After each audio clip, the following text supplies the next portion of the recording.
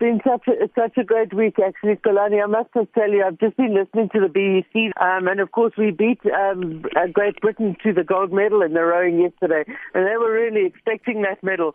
And the commentary is actually quite funny, because until the last 5 strokes of that race, South Africa actually doesn't even get mentioned. So, I mean, I think in a certain sense, I suppose yes, in that particular race we may have been punching above our weight.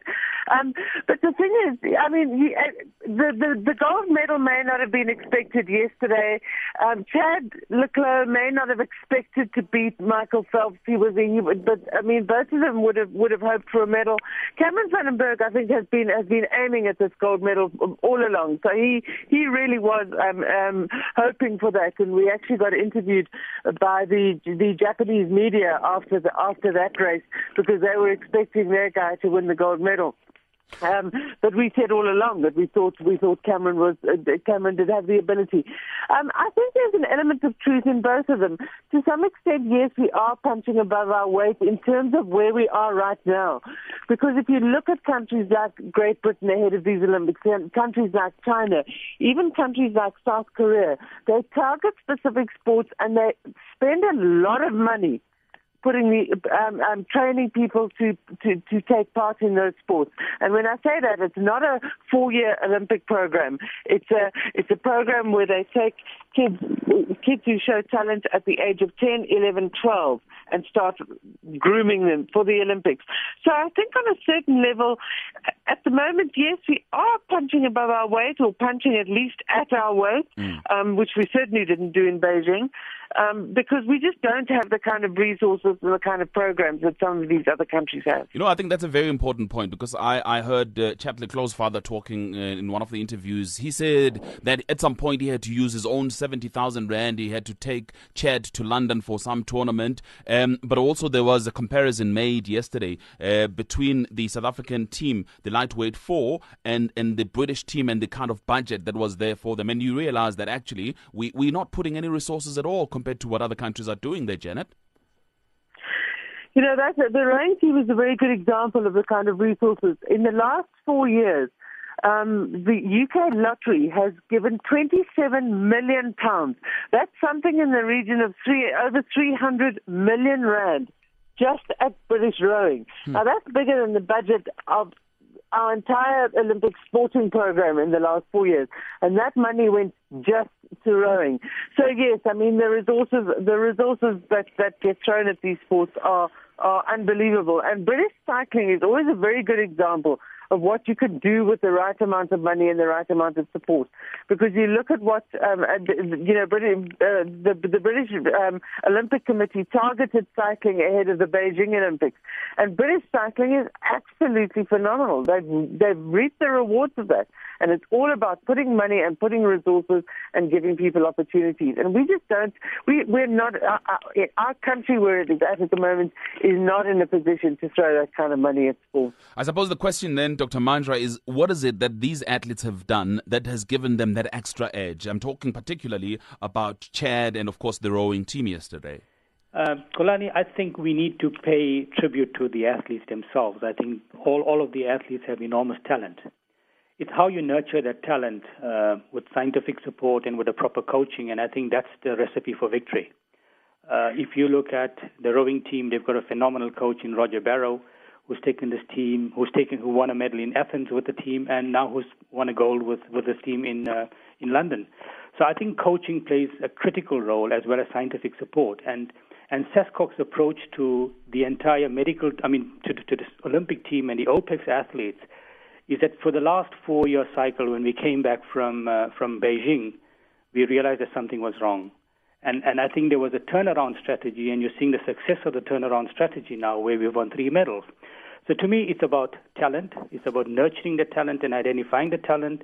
It's about putting proper coaches in place and having an entire medical, psychological, scientific. But the problem is, and you're pointing out very rightly, there's issues here, because proper coaching, scientific support needs money. And I'm not sure if we're putting enough money behind all these important elements. Look, the question is, are we putting enough money? Where do we get the money from? So SASCOC's been funded by the Department of Sport and Recreation. It's been funded by the National Lotteries, and some private money has been coming in. But to me, it's nothing breeds success like success. So hopefully the success in London will generate more income for SASCOC, where we can put it back into athletes. So if you look at the last 4 years, SASCOC has put money into athlete development more than it's ever done before. And you're seeing the results of it. So you're absolutely right that you need to have money, but you need to use that money appropriately in order to achieve the successes you want. Janet, let's be specific, perhaps talk about swimming a little bit. Swimming, to a certain extent, it's popular, but not that popular in this country. But suddenly it has turned to the centerpiece so far of our performance at the London Olympics. You know, South Africa has always had a certain amount of success in the Olympics, and this goes back, to 1896. We've won quite a few medals, and we have a good record at swimming. Even during isolation, we had a young South African, Karen Muir, who broke world records. So our swimming sort of history is actually remarkably good, all things considered. What's good about what's happening now is, with Penny Haynes in Atlanta in 1996 and the relay team in Athens in 2004 when they broke the world record, all of those swimmers were on scholarships and were training over in America. But Chad and Cameron aren't. Chad and Cameron are training at home with local coaches. I mean, Chad is trained under a coach by the name of Graham Hill. Cameron is training in Pretoria as well at the High Performance Center. So the fact that they are actually doing this at home and under home conditions and without any special, any fancy international attention, that is phenomenal, and that's a change that's happened over the past 2 years. I mean, this debate was going on probably until 4 years ago. There was this belief that, yes, we have this swimming talent, but if those people don't go overseas and don't go to America or don't go to Canada or don't go to Europe to go and get specialized training there, they're not going to succeed. And Chad and Cameron have proved otherwise. Another question that was raised, and I spoke to especially Paralympics before actually the team left the country, and one of the questions that was raised, and perhaps you may want to tackle this one, Dr. Manjra, for me, is the involvement of the private sector. That the private sector in South Africa only gets involved at the very late stages of the development of an athlete. In other words, they let you do it all on your own. They're not assisting in talent development, talent identification, and so on. What should we be doing here? Look, I think, the point I made earlier that nothing breeds success like success, and nothing brings in money like success. And thankfully, Paralympic sport has been very well funded over the last 12, 16 years, simply because the Paralympic team has been enormously successful. To me, the Olympic team has demonstrated now that with a little bit of money, what success we can achieve, and hopefully that will generate more income. But you're absolutely correct that, we've seen many sponsors coming on board when they began to see success rather than in the development stages. And to me, Chad's father is absolutely correct in the sense that we underestimate the enormous amount of money that parents put in, that families put in, that athletes raise by themselves to get to where they are. And only when they get to that point do they begin to be funded by the Olympic Committee, by the national federations, and by private sponsors. So, to me, that's a barrier for entry for people from disadvantaged communities because their parents don't have the resources to fund them up to a point where they can be taken over by other sponsors. And what do you think about the prospects going forward? And what is it that we should be learning out of this performance? Sibongile in Johannesburg. Well, first of all, I would like to say I'm really proud of Team SA. I think we can really show what we're made of. Yeah. On the issue of development, in school, back in our days, we used to have athletic days. And we not only competed at a local level, but the best of the best will compete at regional and national level. I wonder if that still happens, because then that's where our money as parents should also go in terms of developing the young and coming athletics. Thank you, Xolani. Thank you very much, Sibongile in Johannesburg. We'll get a response for you in a minute. It's a Piso in Cape Town. Xolani, I also want to echo my supporting the Team SA in London. Just to say that well done to them, and I really congratulate what they have done. But my plight is mainly on developing in-depth deaf schools especially. We have teams and we have athletes, especially in the deaf schools, in the grassroots level, which I feel that SASCOC is really, really not supporting those structures. So I just want to ask a question with regards to developing, specifically, we have the disability sector, but specifically the deaf athletes, athletes who are potential to also contribute, let alone in the Paralympics, but also like now, we have the Blade Runner who will be partaking in the 400 meters. But you also have deaf kids who are really talented. They only need the support from our government, also from SASCOC. Like Terence Parkin. Terence Parkin won medals in Taipei in 2009, but he has never been given support. Dr. Mahendra, if you may, just Sibongile was talking about schools level and development at that level perhaps, and what is it that we should be doing in order to unearth some talent in that area? Kolani, I agree that I think development of sport is a huge problem in this country, that we haven't managed to get this right for the last 20 years.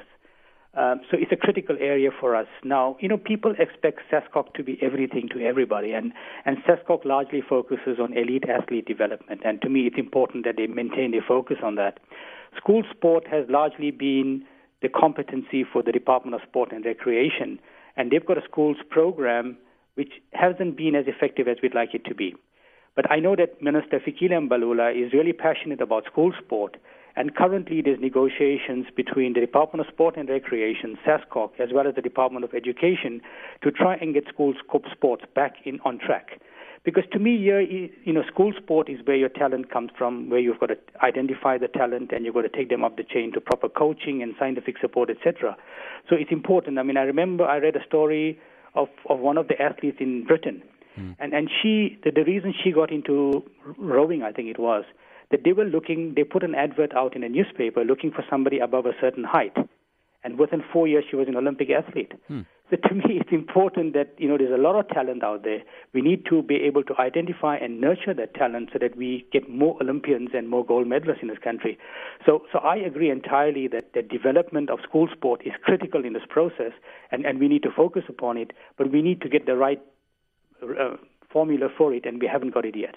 And Janet, we have spoken about giving people opportunities. Tsepiso is talking about deaf athletes, for instance, that you must go look for talent everywhere, every inch of this country. No, absolutely. She spoke about Terence Parkin. Terence Parkin was a medal winner at an Olympic event. Yes. So, Terence Parkin kind of retired from the sport now. So, we need more people to come through now. Yes, I agree. Terence Parkin was phenomenal, yes, and he won a silver medal in Sydney in 2000.